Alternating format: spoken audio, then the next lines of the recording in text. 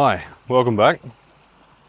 I'm out here today doing a little walk around and I want to talk about vital sovereignty while I'm out here in nature exercising my rights to freedom, whatever that means. Rights to freedom. Let's start with that. There's a problem with that, of rights of freedom, and it's that it implies that it's freedom something to be granted. And while it should be granted, that would be nice, freedom is something that is fought for and bled for. Speaking of bleeding, I'll land my hands on that march fly if it comes on me again. Freedom is something that is fought for and bled for, and at times taken from us and must be reclaimed. It's not something to be taken for granted, is what I'm saying. So total sovereignty, vital sovereignty. What is vital sovereignty? It's the mastery of oneself in such a way that you're granted freedom throughout your life. It's freedom from vices. It's personal freedom from vices, things like addictions, things that we ourselves feel chained to, where we give away our power or we feel powerless, when we feel like we have to consume something externally to be whole. We get that sense of fear or panic if we don't get that. It's the feeling of being uneased or diseased just by your own being. It's obviously addictions. It's fear. It's fear that you know you have and fear that you don't know you have.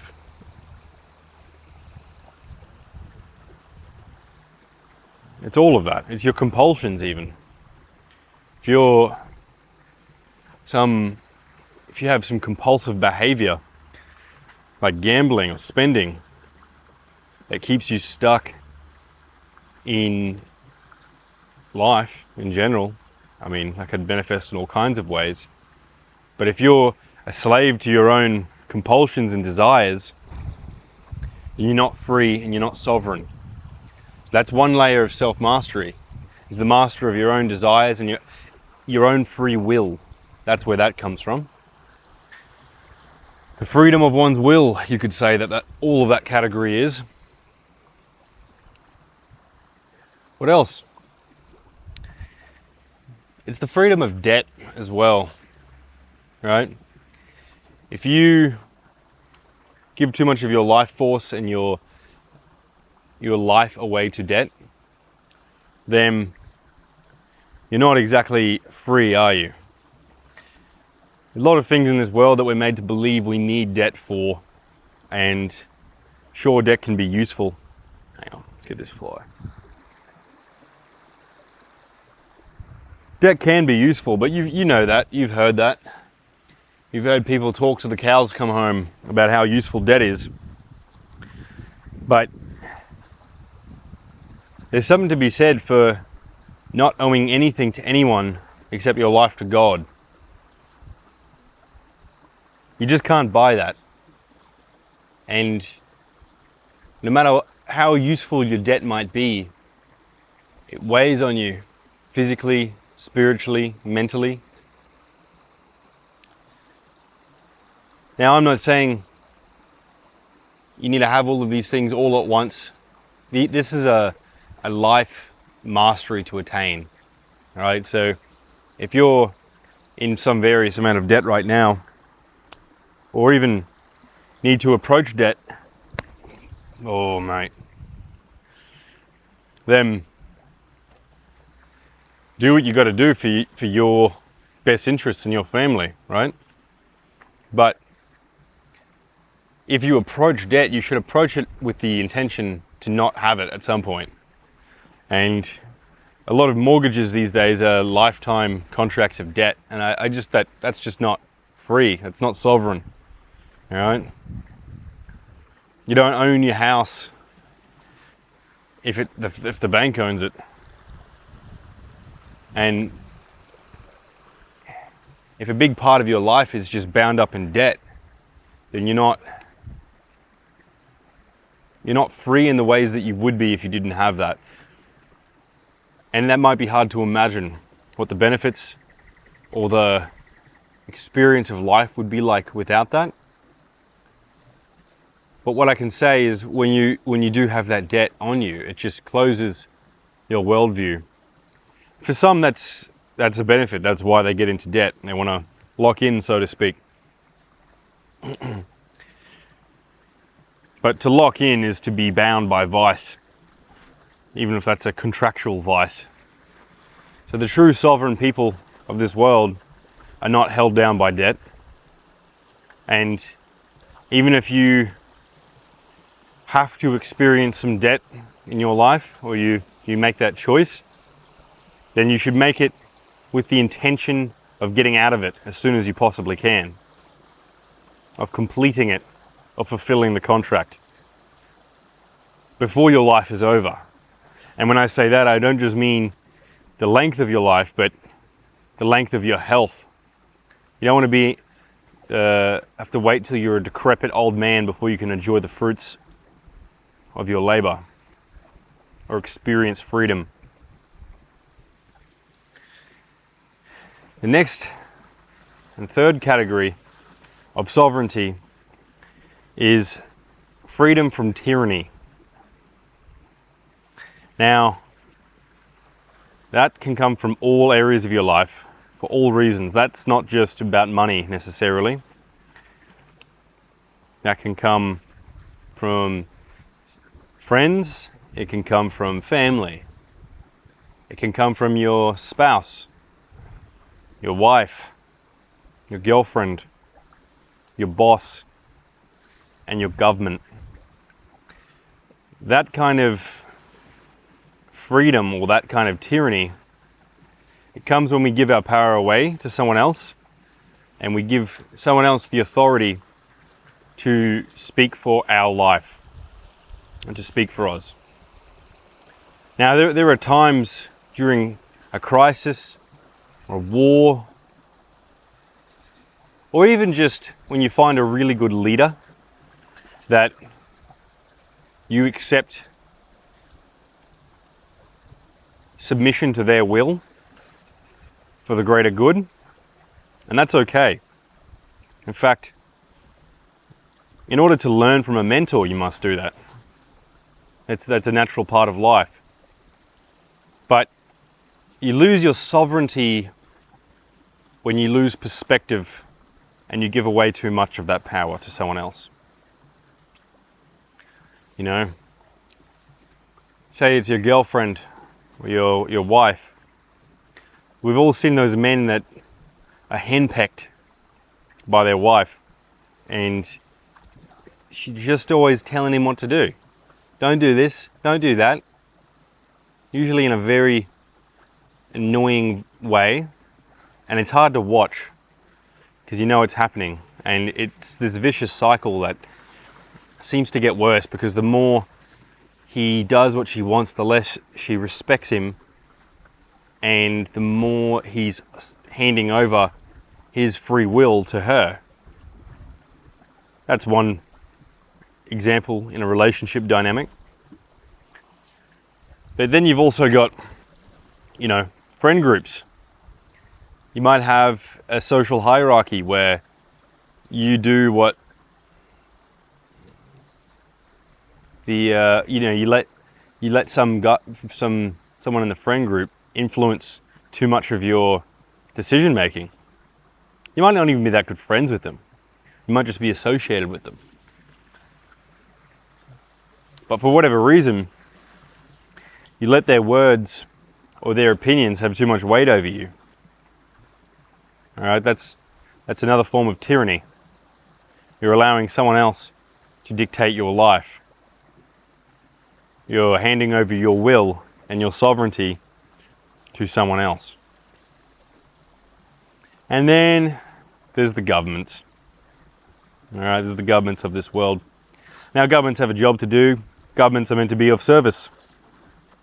And the service they're meant to provide is administration, order, protection, and management of the national identity and the best interests of the nation. But what happens with bureaucracy is like parasites of a system that eventually stop serving the interests of the nation as a whole and the country as a whole, and eventually serve their own interests of self-preservation and financial benefit. So governments are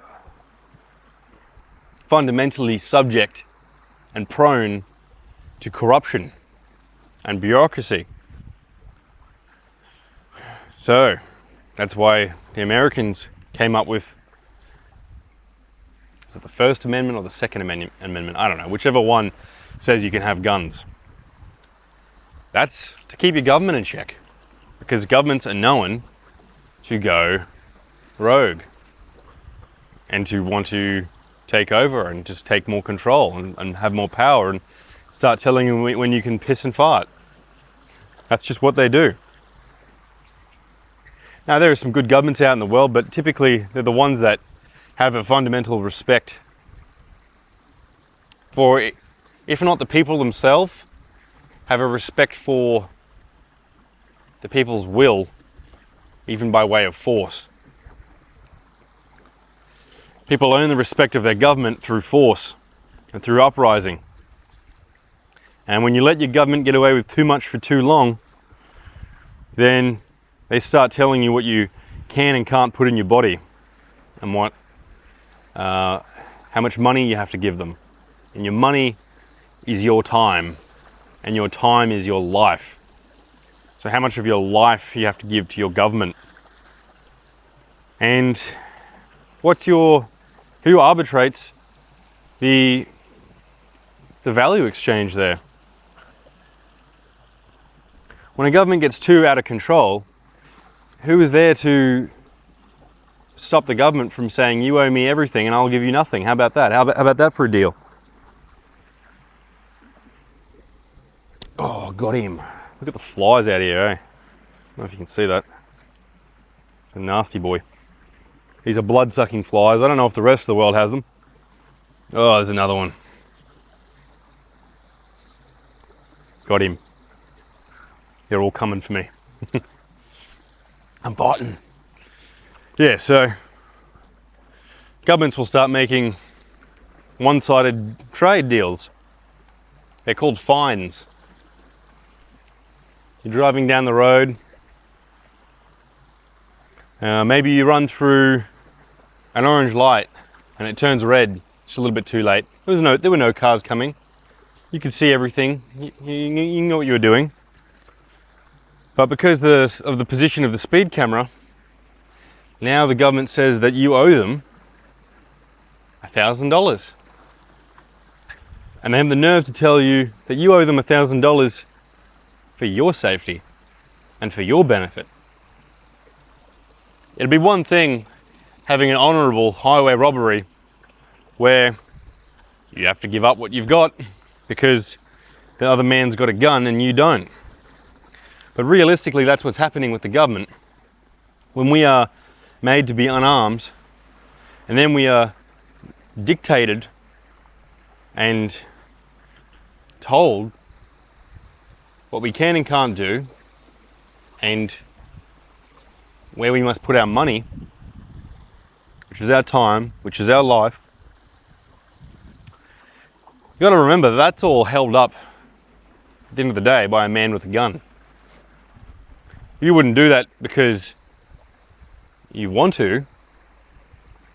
I mean, some people convince themselves they want to because it's easier to play along with tyranny for some people than admit that they're being forced into a situation. But for most people, the only reason you pay that fine is because sooner or later they're going to put more and more layers of leverage on you until a man with a gun rocks up at your house and says, "Come with me." So that's tyranny for you, all right? And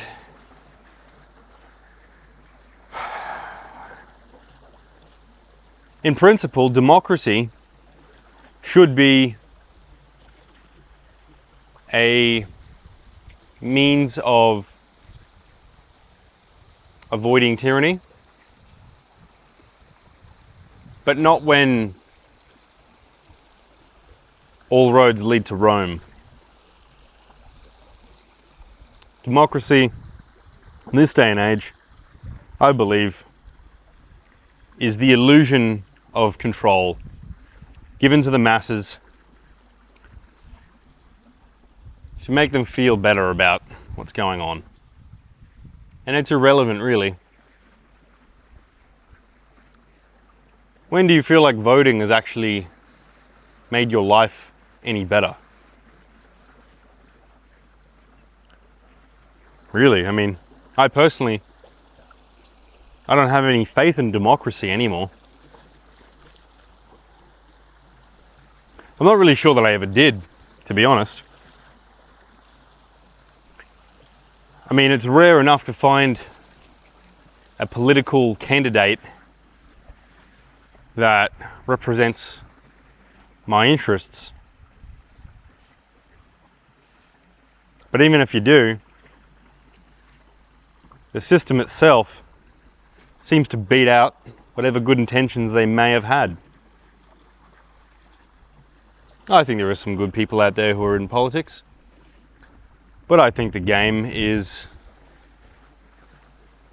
the game. And at this point, I see politics as a soap opera. A melodramatic soap opera. It can be entertaining. You can talk about it till the cows come home. It can generate all kinds of emotions. But the reality is, politics and democracy are adjacent to the reality of the laws that gets passed and the choices that are made for us.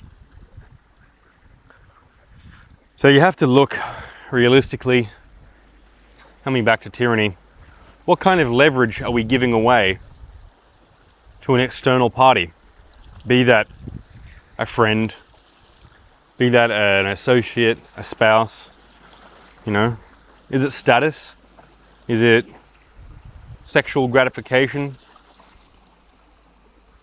Is it that we're just scared of the man with the gun? What are we giving away? And to be sovereign is to get that back somehow, right? That's to live your life in such a way where you supply your own needs. You live with integrity. You live with integrity so that you can hold your own life together. You have competency and self-sufficiency so that you can have your own means of living. You live within your means so that you need not debt, ideally.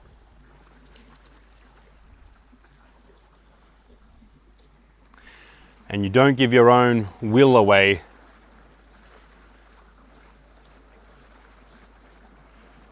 to the gratifications of the flesh,